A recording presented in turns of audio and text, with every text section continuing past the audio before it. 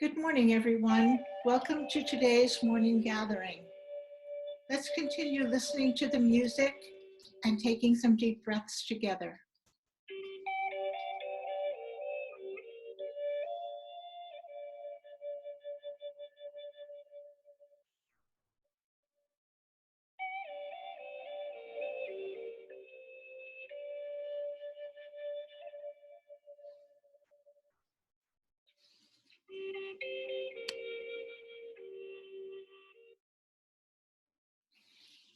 When I think about the virtues of gentleness and humility, I am reminded of my favorite poets who share insights that help us better understand and appreciate the world around us.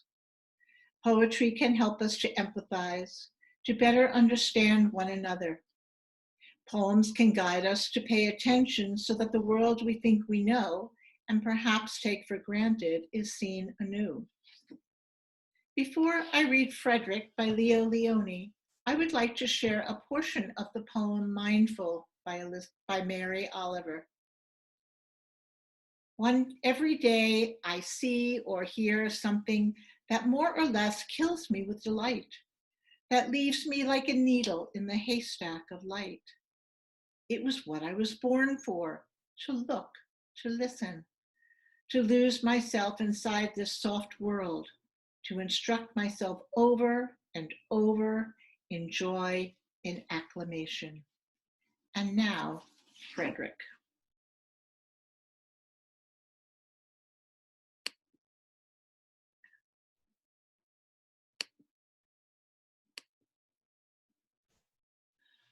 All along the meadow where the cows grazed and the horses ran, there was an old stone wall. In that wall, not far from the barn and the granary, a chatty family of field mice had their home. But the farmers had moved away. The barn was abandoned and the granary stood empty.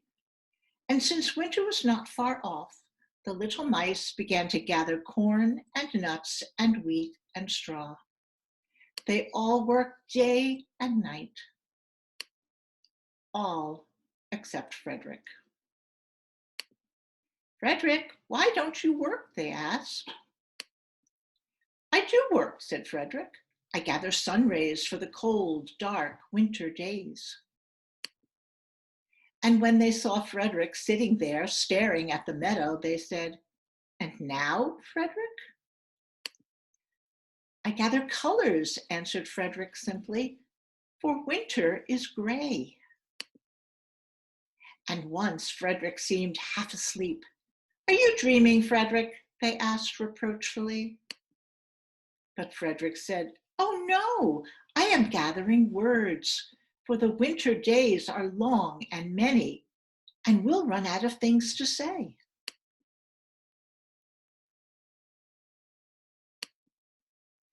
The winter days came, and when the first snow fell, the 5 little mice took to their hideout in the stones. In the beginning, there was lots to eat, and the mice told stories of foolish foxes and silly cats. They were a happy family.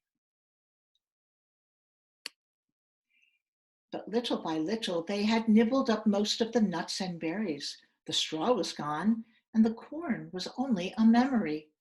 It was cold in the wall, and no one felt like chatting.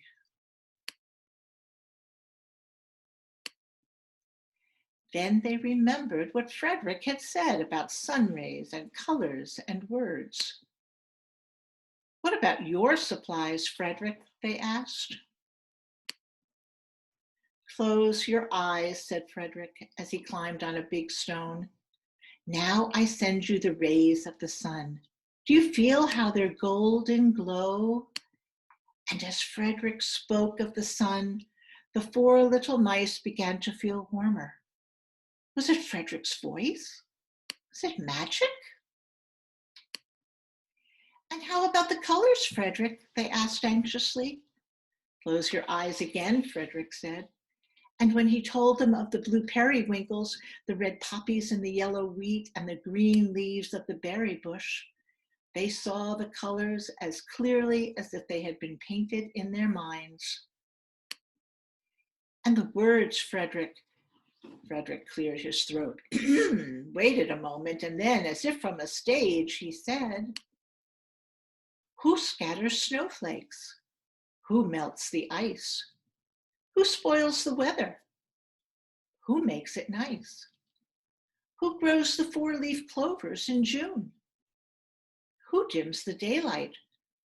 Who lights the moon? Four little field mice who live in the sky. Four little field mice like you and I. One is the spring mouse who turns on the showers. Then comes the summer who paints in the flowers. The fall mouse is next with walnuts and wheat. And winter is last with little cold feet. Aren't we lucky the seasons are four? Think of a year with one less or one more." When Frederick had finished, they all applauded. "But Frederick," they said, "you are a poet." Frederick blushed, took a bow, and said shyly, "I know it." And now please join us for Now I Walk in Beauty. Now I walk in beauty. Beauty is before me. Beauty is behind me, above and below me. Now I walk in beauty. Beauty is before me. Beauty is behind me, above and below me. Now I walk in beauty. Beauty is before me. Beauty is behind me, above and behind me. Have a wonderful day, everyone.